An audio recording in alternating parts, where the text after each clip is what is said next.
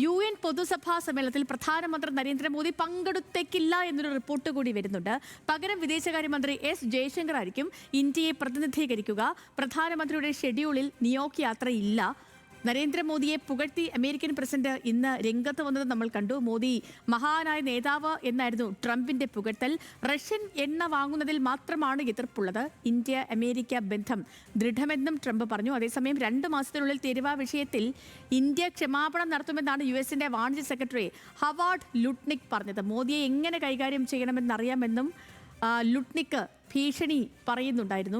അപ്പോൾ ഈ വാർത്തയുടെ കൂടുതൽ വിശദാംശങ്ങളുമായി നമുക്കിപ്പം അനുപമ ശ്രീദേവി ഇന്റർനാഷണൽ ഡെസ്കിൽ നിന്ന് ചേരുന്നുണ്ട്. Anupama, good morning. ഇപ്പോൾ ഈ നിലവിലെ തീരുമാനങ്ങൾ എന്താണ്? ഈ സ്ഥിരീകരിക്കപ്പെട്ട് പുറത്തു വരുന്ന റിപ്പോർട്ടുകൾ അനുസരിച്ച് നമ്മൾ എന്ത് മനസ്സിലാക്കണം? ഇപ്പോൾ വ്യാപാര യുദ്ധം നിലനിൽക്കുന്നുണ്ട്. ഇതിൻ്റെയൊക്കെ പശ്ചാത്തലത്തിലാണോ ഇപ്പോഴത്തെ തീരുമാനം? തീർച്ചയായും സീത്, ഗുഡ് മോർണിംഗ്.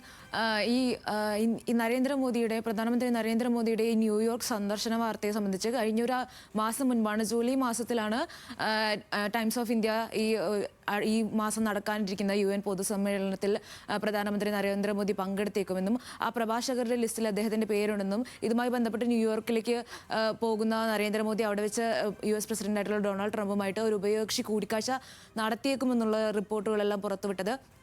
അതേ മാധ്യമം തന്നെയാണ് ഇപ്പോൾ പ്രധാനമന്ത്രിയുടെ ന്യൂയോർക്ക് യാത്ര ഷെഡ്യൂളിൽ ഇപ്പോൾ ഉൾപ്പെടുത്തിയിട്ടില്ലെന്നും പകരം വിദേശകാര്യമന്ത്രി എസ് ജയശങ്കർ ഈ ഒരു UN പൊതുസമ്മേളനത്തിൽ ഇന്ത്യയെ പ്രതിനിധീകരിച്ച് പങ്കെടുത്തേക്കുമെന്നുള്ളൊരു റിപ്പോർട്ട് പുറത്തുവിടുന്നത്.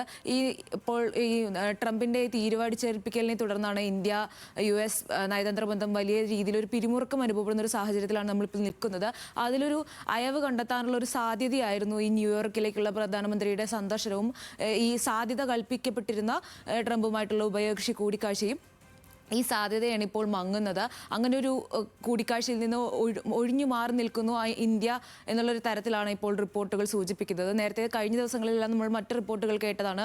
ഈ ട്രംപിൻ്റെ ഒന്നിലധികം ഫോൺ കോളുകൾ മോദി നിഷേധിച്ചു, എടുത്തില്ല എന്നുള്ള റിപ്പോർട്ടുകളെല്ലാം കഴിഞ്ഞ ദിവസം വന്നതാണ്. ഇതിൻ്റെ എല്ലാം തുടർച്ചയായിട്ട് ഇപ്പോൾ ഒരു ചർച്ചകളിലേക്ക് പോകാതെ ഒരു ഉറച്ച നിലപാടിൽ, ഈ അമേരിക്കയിൽ നിന്നുള്ള തീരുവ നടപടിയിൽ ഉറച്ച നിലപാടിൽ നിൽക്കുന്നു ഇന്ത്യ എന്നുള്ള ഒരു സൂചനയാണ് ഇപ്പോൾ വരുന്ന റിപ്പോർട്ടുകളിൽ നിന്നും വ്യക്തമാകുന്നത്. അതുപോലെ തന്നെ മറുവശത്ത് ട്രംപിന്റെ ഭാഗത്തു നിന്നുള്ള ഏറ്റവും പുതിയ പ്രതികരണങ്ങൾ വലിയൊരു നിലപാട് മാറ്റം കാണാം. അതായത് ഈ ഇന്ത്യയെ രൂക്ഷമായിട്ട് വിമർശിക്കുന്ന തരത്തിലായിരുന്നു കഴിഞ്ഞ ദിവസത്തെയെല്ലാം ഈ ട്രൂത്ത് സോഷ്യലിലെ അടക്കം ഉള്ള ട്രംപിന്റെ പോസ്റ്റുകളിൽ.